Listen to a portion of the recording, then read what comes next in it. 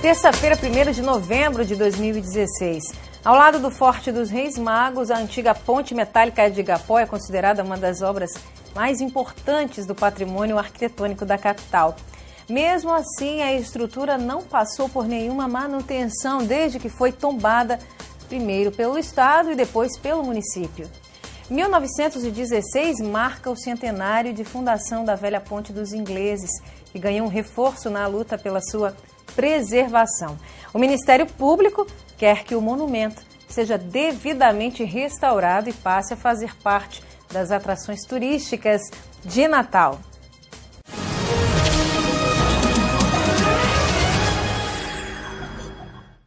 Ao lado do Forte dos Reis Magos, a antiga ponte metálica de Igapó é considerada uma das obras mais importantes do patrimônio arquitetônico da capital. Mesmo assim, a estrutura não passou por nenhuma manutenção desde que foi tombada primeiro pelo Estado e depois pelo município. 1916 marca o centenário de fundação da velha Ponte dos Ingleses, que ganhou um reforço na luta pela sua preservação.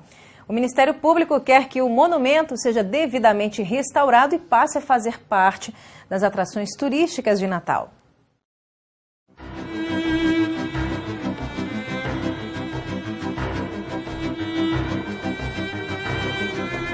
Completar 100 anos não é para qualquer um.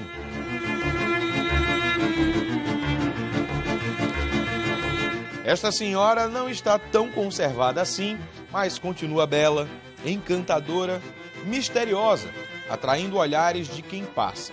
A Ponte Velha de Igapó foi a libertação de Natal para a Zona Norte, para ir buscar o açúcar de Ceará-Mirim, o sal de Macau. Para você ter uma ideia, a Zona Norte só tinha 10 casas quando a ponte começou a ser construída. Seu Manuel é um dos apaixonados por ela. Dedicou os últimos 20 anos às pesquisas sobre a ponte metálica. É verdade que esse concreto todo, apesar de ser centenário, está intacto, em perfeitas condições? Exatamente nos locais onde eu extraí testemunhos e levei para a prensa para romper, eles deram uma resistência à compressão muito alta para a época. Eles deram 350 quilos por centímetro quadrado. Isso é uma resistência à compressão de um concreto de prédios de hoje. Só que ele foi feito há 100 anos atrás. Então, realmente, isso é muito importante, histórico, até para a engenharia, estudar quais foram os materiais e principalmente o cimento utilizado nesse concreto. Os estudos vão virar livros para que todo mundo conheça mais sobre a história, além das lendas. Anoiteceu a água e amanheceu o dia já a ponte. Da noite para o dia a ponte ficou pronta? Da noite para o dia, assim saiu na história. Calma, seu Pedro. Não foi tão rápido assim. O senhor acredita que foi assim mesmo? Eu acredito, porque a história é antiga. Em 1830, começaram a discutir a necessidade de uma ponte. Dom Pedro II mandou dinheiro para o Rio Grande do Norte, mas o governador devolveu, alegando que não teria condições de executar a obra, que só foi iniciada em agosto de 1912. E a partir dali, já ficou conhecida como Ponte dos Ingleses. A CVC, Companhia de Viação e Construção de João Júlio de Proença, do fabuloso engenheiro João Júlio de Proença, subcontratou essa empresa inglesa, a Cleveland Bridge Engineering Company. E os ingleses vieram, os cérebros, né, os engenheiros, e tomaram conta da obra, executaram a obra. 180 homens trabalharam intensamente para que as 6.500 toneladas de aço, juntamente com as 750 toneladas de cimento, ganhassem forma em 1914. Mas ainda levaram 2 anos para concluir os acessos. Quem inaugurou a ponte foi esta senhorinha aí, a Catita, uma locomotiva a vapor que está em exposição no IFRN das Rocas, onde também está sendo montado um museu de locomotivas. Mas se engana quem pensa que só passava trem pela Ponte dos Ingleses.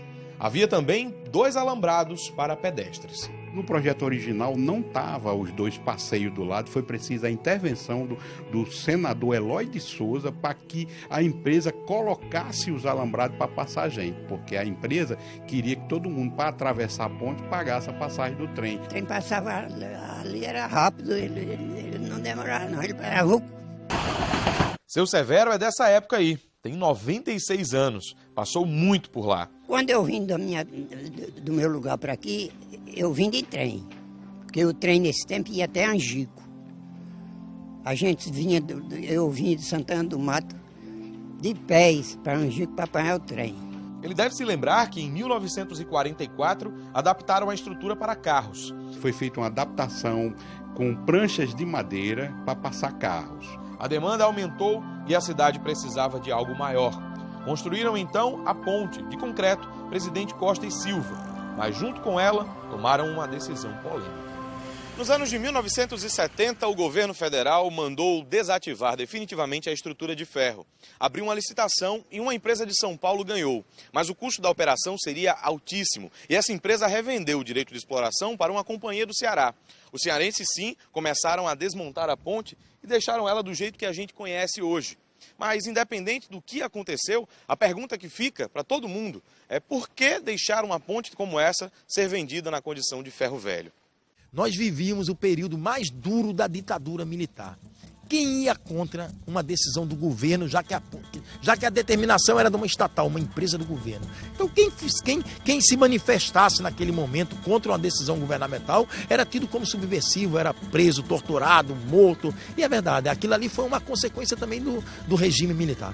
Nós tentamos de todas as formas administrativas em conseguir que aquela ponte levasse um tratamento, né, ante a corrosão e os efeitos do sol e da chuva, mas a parte administrativa não funciona. O Ministério Público Estadual entrou nessa briga. Embora a ponte seja uma propriedade particular, né, em face do tombamento pelo Estado e da declaração da estrutura da ponte como patrimônio histórico também da cidade do Natal, decorre a obrigação deles, como réu na ação, agirem em prol da conservação, restauração e manutenção da ponte. Antigamente era assim, ao redor de uma estação de trem costumava nascer uma cidade. Aqui em Natal foi um pouquinho diferente, porque ao redor da estação do Igapó, que ficava logo aqui atrás, nasceu a Zona Norte.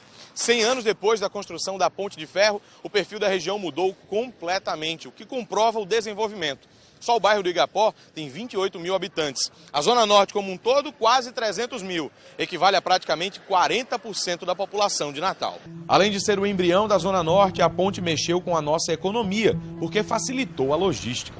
Depois da fundação, da implantação do Forte Reis Magos, é a maior obra, de maior vulto, de maior importância, por libertar Natal para a Zona Norte, para o oeste do estado, é a Ponte Velha de Igapó. 100 anos depois, novas pontes surgiram para unir a cidade.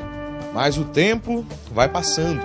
Trens modernos substituíram a velha locomotiva que agora dorme silenciosa no museu. A Ponte Velha de Igapó, como se fosse invisível, segue no compasso da lenta decomposição, ordenada pelo abandono. E deixa no coração de todos, do mais letrado ao mais simples, o mesmo doído sentimento. Ela é algo que a gente olha e nos magoa, de estar aquele lá abandonado, caindo os pedaços. Era um prazer de todos nós aqui da Zona Norte, se essa ponte fosse reconstruída. Natal, o Rio Grande do Norte, não pode perder mais um patrimônio. O Ministério Público almeja de que o pedido efetuado na ação seja realmente deferido e seja cumprido.